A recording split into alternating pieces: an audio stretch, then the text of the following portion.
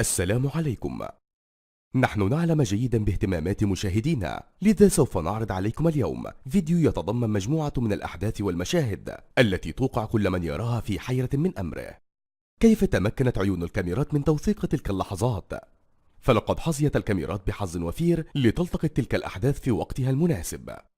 اليوم لدينا الكثير من الوقت، فلذلك سوف نعرض عليكم الكثير من تلك المشاهد ونأمل أن تنال إعجابكم.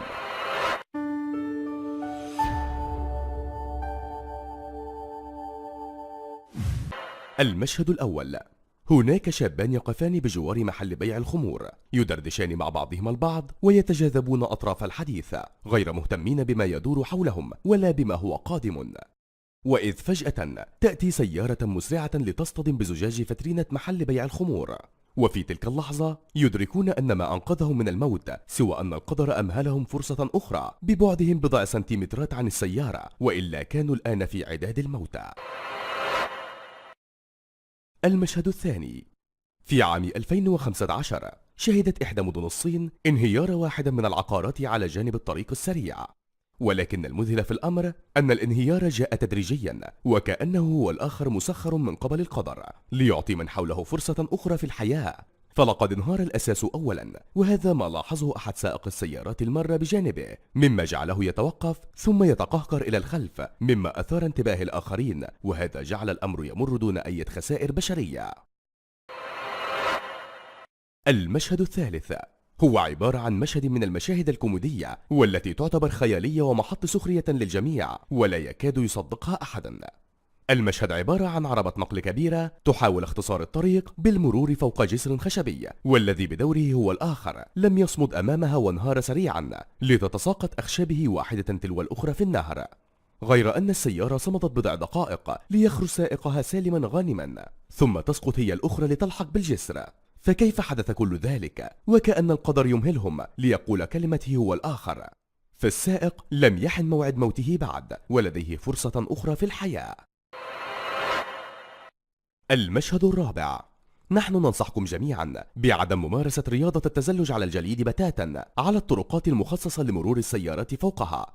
هنا أمامنا في هذا الفيديو نرى اثنين من الذين يمارسون تلك الهواية، وقد نجوا من الموت المحقق قبل ثانية واحدة. فالقدر تدخل هو الآخر وسقطوا من فوق عربة التزلج قبل اصطدامهم بالسيارة بثانية واحدة. المشهد الخامس: وعلى صعيد آخر فجميعنا يعلم أن لكل مهنة صعابها ومتاعبها، والمهنة التي سوف نتحدث عنها في مشهدنا هذا هي مهنة المراسلين الإخباريين، والتي بموجب وظيفتهم يتحتم عليهم الوجود في مكان الحدث، مما يجعلهم أكثر عرضة للموت والخطر. فنجدهم على الطرقات وجانبي الطرق، وهذا يعرضهم للخطر بصورة مباشرة، إذ أننا نرى المراسل واقفا لتأتي سيارة من الخلف وتمر بجانبه، ولا يفصل بينهم سوى بضع سنتيمترات، أو من الأمام أيضا، وكذلك يكون الفاصل بينهم بضع سنتيمترات. وفي الحقيقة ما يفصل بينهم ليس السنتيمترات، لكن هذا هو قدرهم وما هو مقدر لهم. المشهد السادس: ما سوف نراه الآن في هذا المشهد كأنه شيئا من الخيال، وكيف وثقته عيون الكاميرات وكأنها كانت تنتظره. أمامنا رجل في زيه الأبيض نراه يعبر الطريق بكل أمان وسلاسة، لكن ما هذا؟ ماذا يحدث؟ فلقد مر الرجل وانهار الطريق من خلفه، وكأن القدر أمهله هو الآخر فرصة أخرى. المشهد السابع: في هذا المشهد وجب التنويه أن ممارسة التزحلق على جانبي الطرق وعلى الطرق الغير مخصصة لذلك يعتبر ضربا من الجنون، فما نراه في مشهدنا هذا لا يعتبر ممارسة هواية بل تجربة للانتحار، مثلها مثل قائد دراجة نارية يصطدم برأسه في سيارة وهو بدون خوذة الرأس، لكم أن تتخيلوا. ومع هذه الهواية يمكن أن يسقط ممارسيها بين ثانية وأخرى ليصطدم بسيارة مر بجانبه ويحدث ما لا يحمد عقباه. المشهد الثامن: في عام 2015 أثناء بطولة كأس العالم نجا مارسيل خيفش بطل العالم ل4 مرات متتالية وواحدا من أفضل الرياضيين من الموت المحقق، فما أنقذه أحدا سوى القدر والعناية الإلهية التي أمهلته فرصة ثانية بأن جعلته يتحرك سريعا ليفصل بينه وبين سقوط دراجة ثلاثية فوق رأسه وموته ثانية واحدة فقط. المشهد التاسع: هذا المشهد يعد من مشاهد الإثارة والتشويق، والذي سوف لن تراه في أي مكان آخر، ولا أيضا أفلام الأكشن المشوقة. فالمشهد حدث بشكل طبيعي وتلقائي، ما جعله ينافس أي مشهد آخر. حدثنا اليوم حدث في الولايات المتحدة الأمريكية، حيث فقد سائق دراجة بخارية السيطرة على دراجته نتيجة كلبا تواجد أمامه فجأة، مما جعله يسقط على الأرض، ليأتي سائق آخر خلفه ويصطدم به هو الآخر، ويسقطا أرضا هما الاثنان أمام عربة نقل كبيرة. الأول جاء بعيدا جزئيا عن عربة النقل الكبيرة، أما الآخر فكاد أن تصدمه السيارة، لولا أن لاحظ هو ذلك فابتعد عنها بطريقته المضحكة، والتي نراها أمامنا والتي لا نراها حتى في أفلام السينما. والغريب في الأمر أن بعد كل ذلك قام وتحرك وكأن شيئا لم يحدث. المشهد العاشر، مشهد غريب ولا يصدق بسهولة. أمامنا شاب يمارس هواية التزحلق مستخدما السكوتر الخاص به، وأثناء ذلك يسقط من فوقه ليقع حادثا بين السيارة والسكوتر الخاص بالرجل، وليتحطم تماما ولكن دون خسائر بشرية. وكان سقوط هذا الرجل من فوقه بمثابة حياة أخرى. المشهد الحادي عشر، في عام 2015 في مدينة كيرابي حدث ما لا يصدق، حتى أن العين إذا رأت ما حدث حسبته سرابا. فماذا حدث إذن؟